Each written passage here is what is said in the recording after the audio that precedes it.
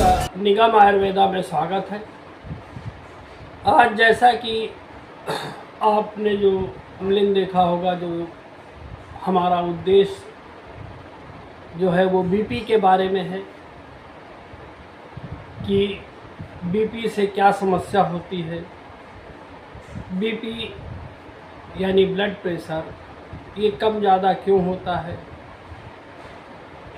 और इससे क्या नुकसान है। हाई बीपी हो वो भी नुकसानदेह है, लो बीपी हो तो भी नुकसानदेह है। बीपी की समस्या सभी लगभग जो है सभी घरों में आपको कोई ना कोई व्यक्ति बीपी से पीड़ित नजर आएगा। ये हमारे जो है वो खान पान का प्रभाव होता है और 40 की अवस्था यानी जो लोग 40 की उम्र में हो गए हैं,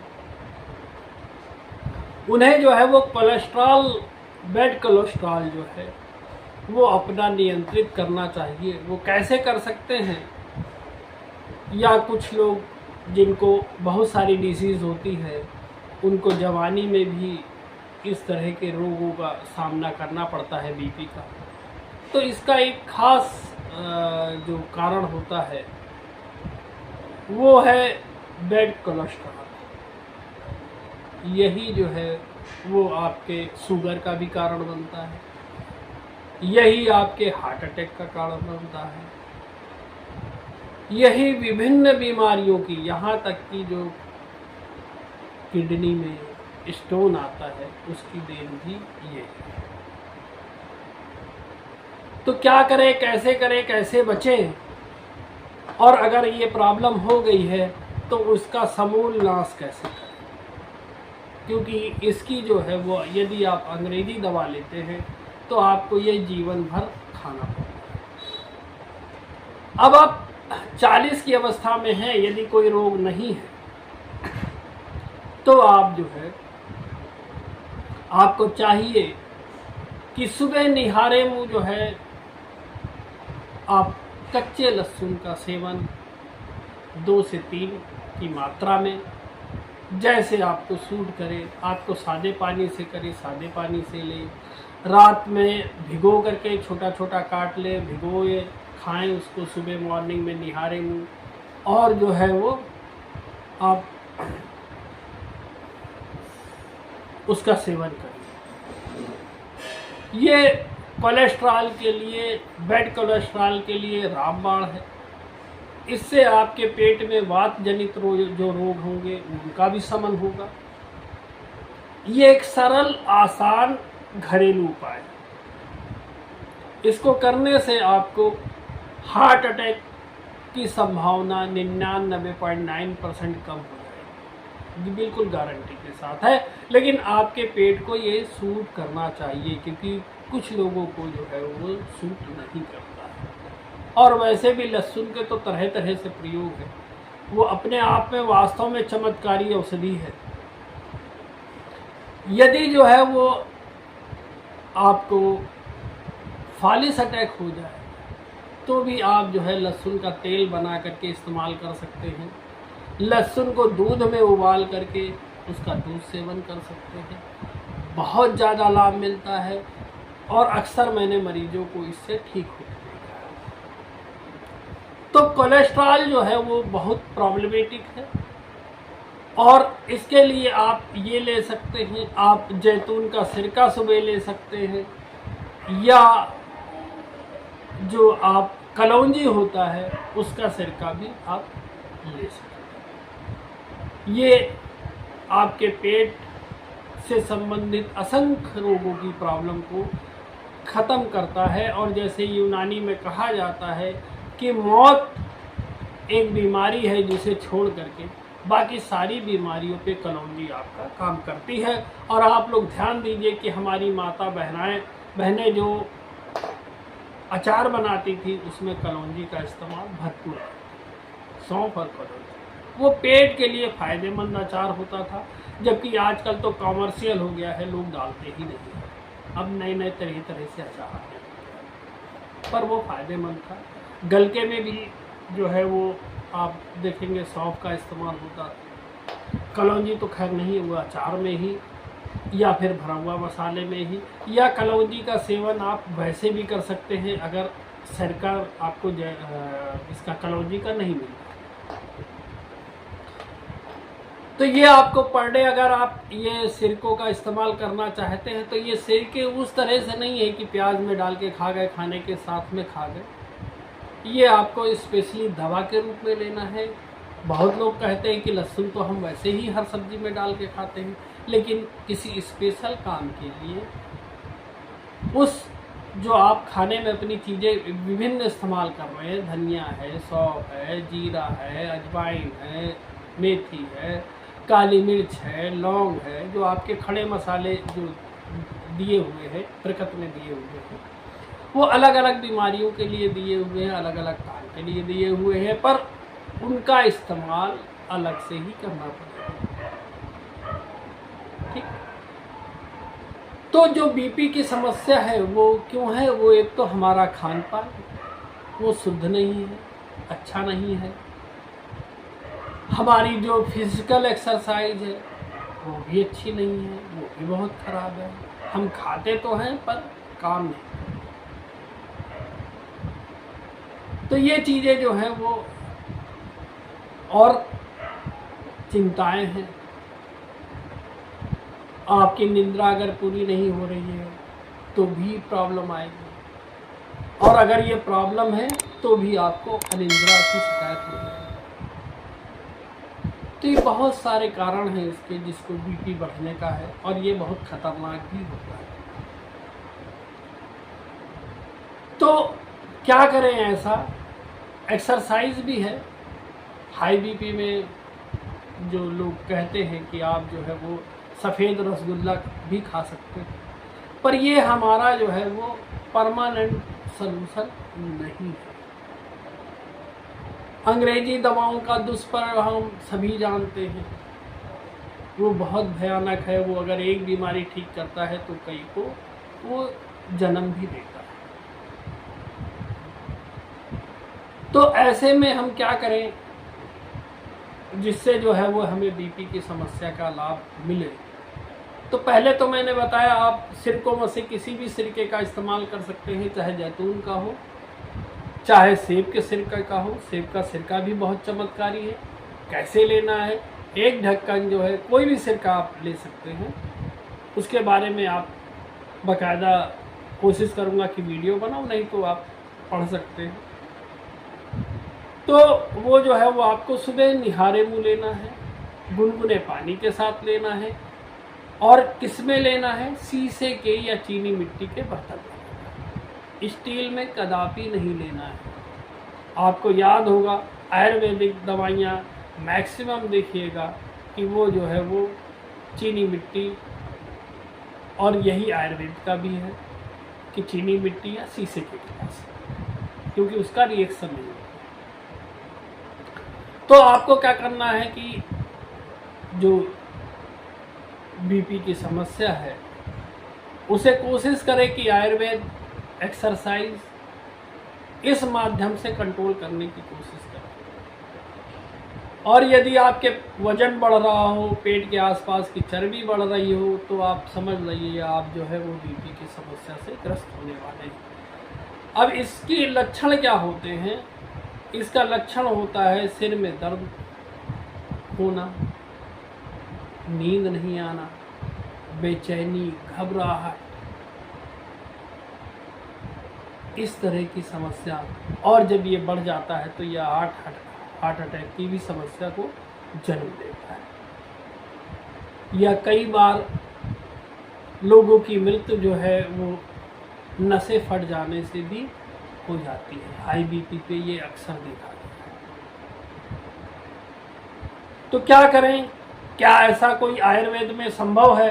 तो हाँ, आयुर्वेद में संभव है कि इस बीमारी को दूर किया जाए। उसके लिए जो है वो जो उसमें घटक होते हैं वो है ब्रह्मी, शंखपुष्पी, उस्ते खदूस, अर्जुन, पुष्कर मूल, जटामासी, सर्वगंधा, ज्योतिष्मती वचा अश्वगंधा, ये इत्यादि। इसके अलावा इसमें मोती पिष्टी और सौम्यद्रव्य जो है वो भी उसमें मिले हुए होते हैं। तो जो ये, और इसका मैं नाम भी बताऊंगा आपको, यह जो मुक्तावटी है ये पूर्ण रूप से दुष्प्रभाव रहित है, यानी इसके कोई साइड इफेक्ट नहीं है। यदि इसकी मात्रा ज़्यादा हो जाती है, जैसे कि एलोपैथिक में होता है, एलोपैथिक में तो मात्रा नहीं भी ज़्यादा है तो उसका भी दुष्परिणाम है, और अगर ज़्यादा है तो वो घातक नहीं है। तो जो हाई बीपी है या उच्च रक्तचाप है, वो चाहे गुर्दे का विकार हो, हृदय रोग हो, कोलेस्ट्रॉल हो, चिंता हो, तनाव हो, या आपकी फैमिली बीमारी हो, वंशानुगत प्रॉब्लम हो। इसके अलावा और कई कारण होते हैं बीपी के, अनिद्रा, घबराहट, छाती व सिर में दर्द, और ये जितनी भी बीपी की समस्या है, ये मात्र एक दवा है जिससे आप जो है उससे छुटकारा पा सकते हैं। यदि आपको उच्च रक्तचाप के कारण अनिद्रा, बेचैनी हो तो उसके लिए अलग से औषधि लेने की आवश्यकता बिल्कुल नहीं है। जिन्हें नींद पूरी नहीं आती है उनकी नींद या पूरी आती है, तो जिनको आती है वो ऐसा नहीं है दवाई लेने से उनकी नींद बढ़ जाएगी। नींद उतनी ही रहेगी, क्योंकि कुछ लोगों को नींद आती ठीक है फिर भी बीमारी रहती है, और कुछ लोगों को इसके कारण नींद नहीं आती है। किसी भी प्रकार की अगर आप एलोपैथिक दवा ले भी रहे हैं तो ये जो मुक्तावटी है, इसका नाम दिव्य मुक्तावटी, इसका सेवन प्रारंभ करने के बाद उसे आप तुरंत बंद भी कर सकते हैं, लेकिन ये डॉक्टर की सलाह पे ही निर्भर करता है। और अन्यथा जैसी जिसकी दवा का डोज हो वैसे इसे करना चाहिए। यदि आप बीपी की समस्या से अभी शुरुआत से ही आयुर्वेदिक दवा लेने लग गए हैं तब तो कोई बात नहीं है, आपने एक आध दिन ही अंग्रेजी दवा खाई है। यदि आप उस दवा को छोड़ करके सीधे जो है इस दवा का सेवन कर सकते हैं।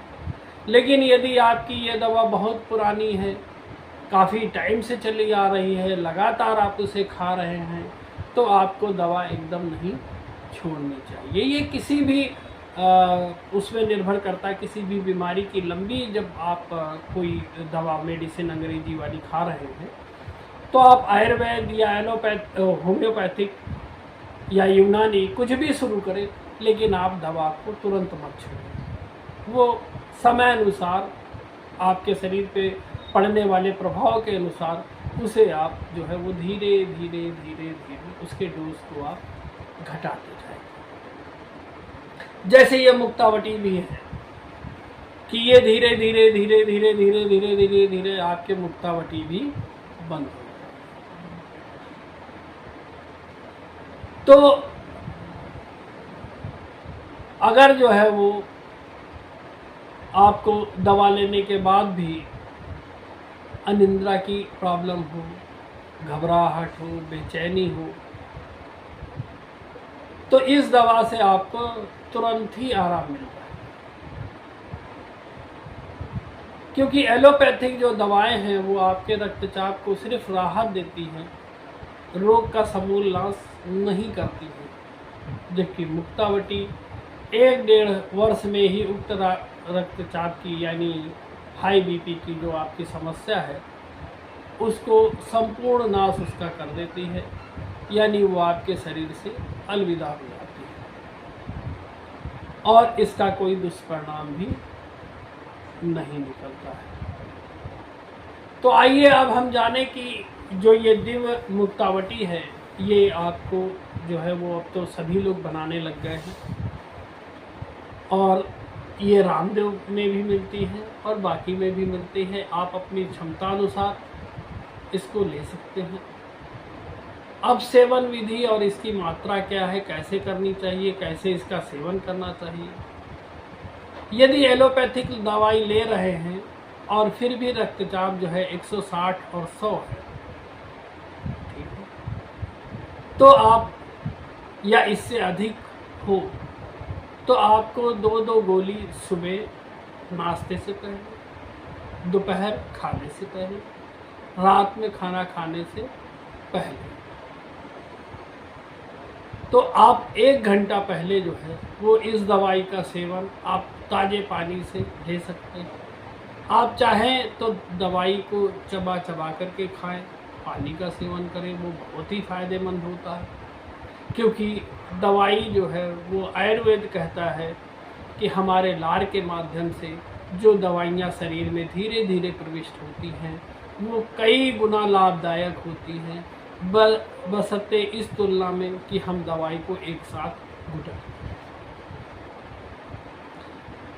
क्योंकि सभी चीज़ को पचाने की क्षमता हमारे लार में मौजूद होती है। तो जब हम लार के माध्यम से दवाइयों का सेवन करते हैं तो इसके फायदे अनगिनत असंख्य हो जाते हैं। जब उक्त रक्तचाप सामान्य होने लगे तो आप धीरे धीरे एलोपैथिक दवाइयों का सेवन बंद कर दें, कम करते चले जाएं, और एक अवस्था अवश्य ऐसी आएगी कि धीरे धीरे आपकी सारी एलोपैथिक दवाइयाँ जो है वो बंद हो जाएंगी। अब जब ये सारी एलोपैथिक दवाइयाँ बंद हो जाएं, उसके बाद भी आप रक्तचाप की जांच कराते रहें, हाई बीपी की जांच कराते रहें, और उसी अनुसार जो है वो दवाइयों का सेवन करें। यदि लाभ और अच्छा रहे तो ये जो 2 गोली सुबह और दोपहर और शाम है, ये सिर्फ 2 गोली सुबह और शाम कर सकते हैं। और अच्छे परिणाम निकले तो आप इसे सिर्फ 2 गोली सुबह ही कर सकते हैं। और परिणाम अच्छे निकले तो आप इसे जो है वो 1 गोली कर दें सुबह मॉर्निंग में। और अच्छे परिणाम निकले तो आप इसे आधी गोली कर दें। और अच्छे परिणाम निकले तो आप हफ्ते में इसे 1 दिन छोड़ करके लें। और अच्छे परिणाम निकले तो आप 2 दिन छोड़ करके लें, 3 दिन छोड़ करके लें, 4 दिन छोड़ करके लें, हफ्ते में 1 बार लें, 15 दिन में 1 बार लें, महीने में 1 बार लें। क्योंकि दवाई को कभी भी एक झटके में, कोई भी आयुर्वेदिक दवा हो और कोई भी ऐसी जीर्ण बीमारी हो जो आप जिसकी दवा आप काफ़ी टाइम से लगातार खा रहे हो, तो ऐसी किसी भी दवा में आपको एक झटके के साथ ना तो एलोपैथिक बंद करनी है और ना आयुर्वेदिक बंद करनी है और ना होम्योपैथिक। तो इस तरह से जब आप सेवन करेंगे तो आप जो है वो देखेंगे कि धीरे धीरे जो है वो आपकी इस समस्या से, बीपी की समस्या से आपको राहत मिल जाएगी। और क्या खाना है क्या नहीं खाना है वो सभी जानते हैं। फिलहाल कुछ चीज़ें वो आप ऐड कर सकते हैं अपने जीवन में, जैसे मैंने आपको सिरका बताया है, लहसुन बताया है। बैड कोलेस्ट्रॉल हो तो अर्जुन की छाल आप इस्तेमाल कर सकते हैं, उसका भी बीपी में रोल है। जो कोलेस्ट्रॉल को फ़ायदा करेगा वो आपके बीपी को भी फायदा करेगा, तो वो आप ले सकते हैं। सुबह उठिए 2-4 गिलास, जो जितनी जिसकी क्षमता हो वो पानी का सेवन करें, जिससे कि जितने भी शरीर में जो बैड कोलेस्ट्रॉल है या शरीर में गंदगी है वो सब आपके मूत्र मार्ग से बाहर निकल जाए। तो ये अगर ये आप पालन करते हैं और इसको खाते हैं, समय अनुकूल खाते हैं और चीज़ों का ध्यान रखते हैं, जैसे ज़्यादा नमक, तेल, मिर्च, इसका सेवन बंद कर दें, लगभग कम कर दें, अलग से नमक खाने को बंद कर दें, लाहौरी नमक का इस्तेमाल शुरू कर दें। हल्का नमक होता है, फ़ायदेमंद नमक होता है।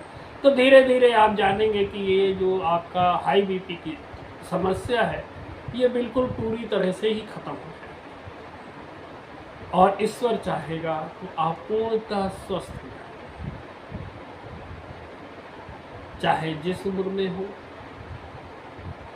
आप बीपी कि हाई बीपी की या लो बीपी की जैसी भी शुरुआत हो तो आपको कोशिश करनी चाहिए कि एलोपैथिक में ना जा करके या सपोर्ट दे करके आपको शुरुआत आयुर्वेद या होम्योपैथिक पे करना चाहिए, ताकि इसके विषम परिणाम आपके शरीर को, यानी एक बीमारी तो आपने ठीक कर ली और ठीक क्या की, बीमारी तो शरीर में ही, क्योंकि दवाई खानी पड़ रही, तो ऐसा तो नहीं कि ठीक हो गया। ठीक होना उसे कहते हैं जिसमें दवाई न खानी पड़े, जिसमें हम दवाई ही खा रहे हैं, जैसे शुगर है, जिसमें हम दवाई ही खा रहे हैं और फिर भी हम कह रहे हैं नहीं भाई सब ठीक है। कैसे ठीक है? क्योंकि दवाई तो आप खा ही रहे हैं।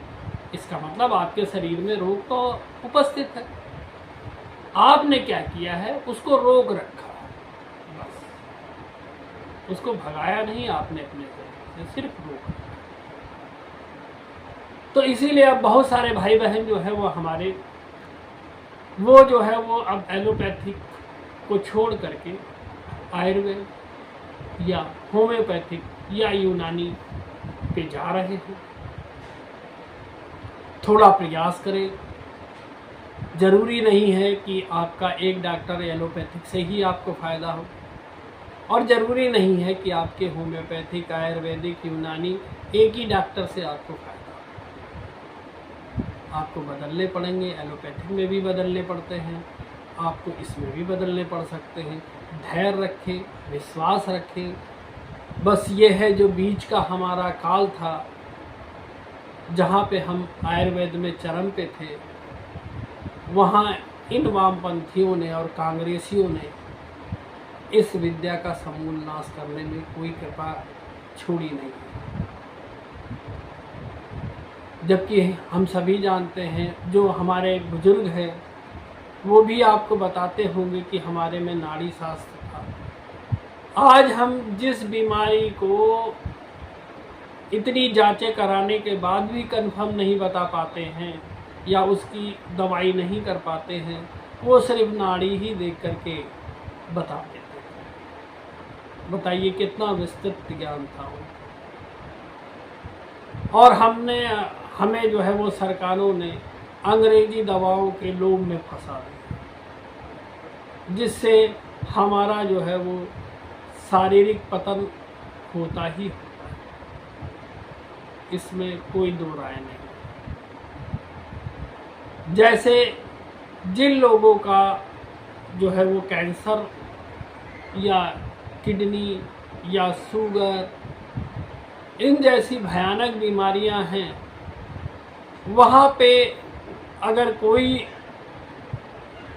चीज़ सूट कर सकती है या फ़ायदा कर सकती है तो वो आयुर्वेद ही है, जो उस बीमारी को समूल नाश करने की बात कहता है। और वो कहता है कि एक दिन आपको हमारी ये दवा भी छूट जाएगी। एलोपैथिक कभी ये नहीं कहता कि वो जो है वो उससे जो है वो आपकी बीमारियां ठीक होंगी और आपकी दवाइयां छूट जाएगी। वो कहता है जब भी आप इस तरह की क्रिटिकल बीमारी को लेकर के एलोपैथिक डॉक्टर से जब भी आप बात करेंगे तो वो कहेगा जीवन पर्यंत आपको ये दवाइयों का सेवन करना पड़ेगा। और जबकि आयुर्वेद, होम्योपैथिक, ये सभी क्या कहते हैं कि हम इसकी जड़ से ही इसका नाश करेंगे।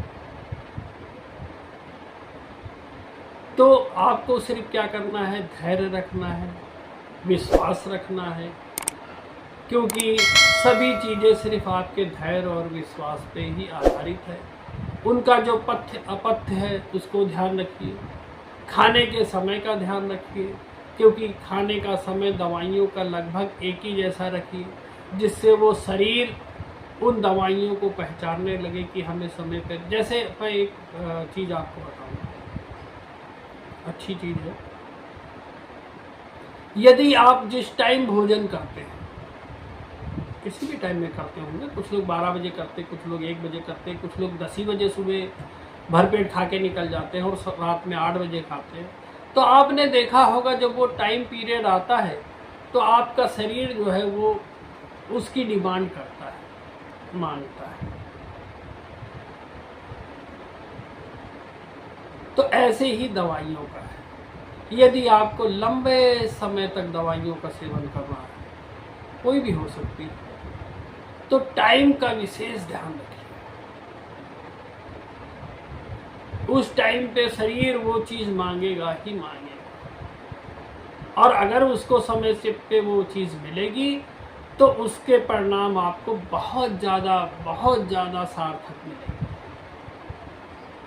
जैसे दूसरा तरीका बताता हूँ। मान लीजिए आपको 2 बजे भूख लगती है, ठीक, और 2 बजे खाते हैं, आपका खाना पच जाता है, कोई प्रॉब्लम नहीं आती। लेकिन जैसे ही 2 बजने के बाद आपने सपोज किसी कारण से बिजी हो गए हो, कोई भी कारण हो सकता है, उसके बाद आप जो है वो पता चला 2:30 बजे और 3 बजे खाना खाए, या रात में आप 9 बजे खाते हैं तो किसी दिन आप बारात में चले गए तो 11-12 बजे खाए। फिर देखिए आपका पेट क्या करता है। वो उस खाने का ही विरोध करता है जो कि खाना आपने खाना ही था। शरीर में वो जाता ही है, दिन में 3-4 बार जाता है, पर समय चेंज हो गया और उस खाने ने वो विरोध शुरू कर दिया। और वही खाना था जो अगर आपने टाइम पे खाया होता तो वो कोई विरोध ना करता, खाना आपका पच जाता, सब ठीक हो जाता। तो ध्यान रखिए समय।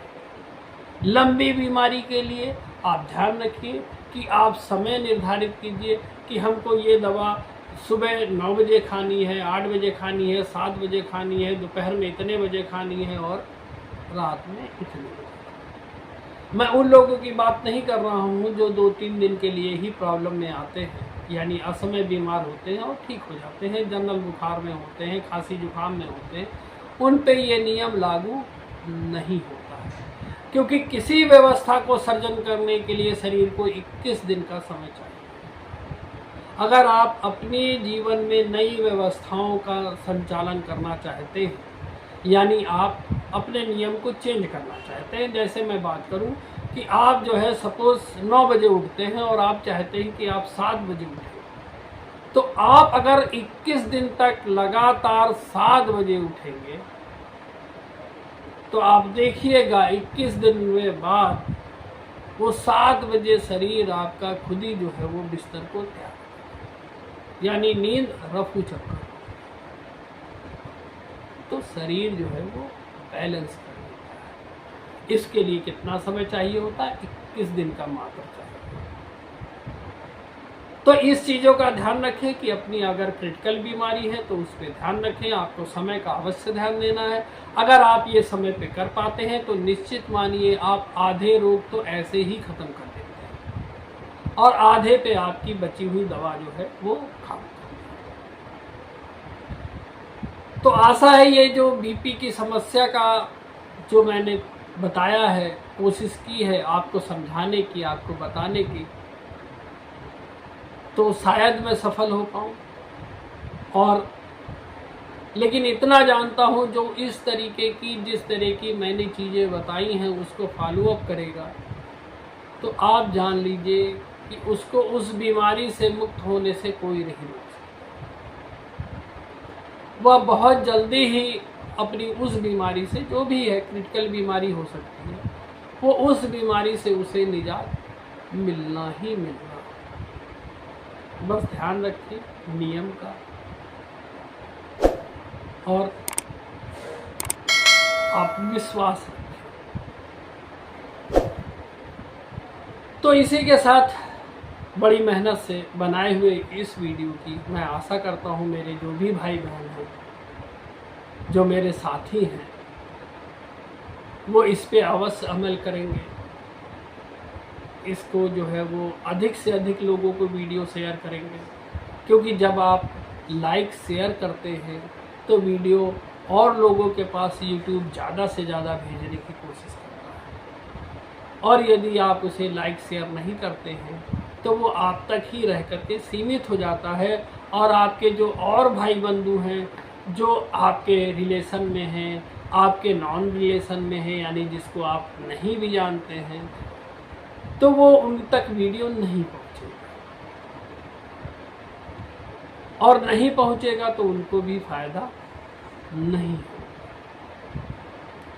तो इसीलिए मेरी सबसे विनती है, प्रार्थना है कि आप जो है वो छोटा भाई समझिए, बड़ा भाई समझिए, कुछ भी समझिए, तो वो समझ करके और अपने परिवार का मुझे हिस्सा जान करके, या मेरे परिवार में आप अपना हिस्सा जान करके इसे ज़्यादा से ज़्यादा लोगों को शेयर करें, लाइक करें, सब्सक्राइब करें, कमेंट बॉक्स में ज़रूर नहीं कुछ तो है जय श्री राम लिख दें, या फिर आप जो है वो अपनी बीमारी को लिखें। और आप इससे संबंधित मुझे व्हाट्सएप भी कर सकते हैं। मेरा जो मोबाइल नंबर है वो है 7905444003। इस पे आप व्हाट्सएप करें, कॉलिंग बिल्कुल ना करें, क्योंकि समय का बड़ा अभाव रहता है तो कॉलिंग में जवाब देना मुश्किल होता है। व्हाट्सएप मैं देखता ज़रूर हूँ, तो आपकी समस्या को भी मैं अवश्य देखूँगा और उसका निराकरण करने की कोशिश करूँगा। इसी के साथ मुझे लगता है शायद ये वीडियो आप लोगों को बहुत अच्छा लगेगा। आगे इसी तरह से अनन्य जानकारियाँ, अनन्य बीमारियों की वो मैं आपको देता रहूँगा कि किस में क्या चीज़ लेनी चाहिए, उससे जो है वो आपको बहुत फ़ायदा होगा। तो इसी के साथ आप सभी को प्रार्थना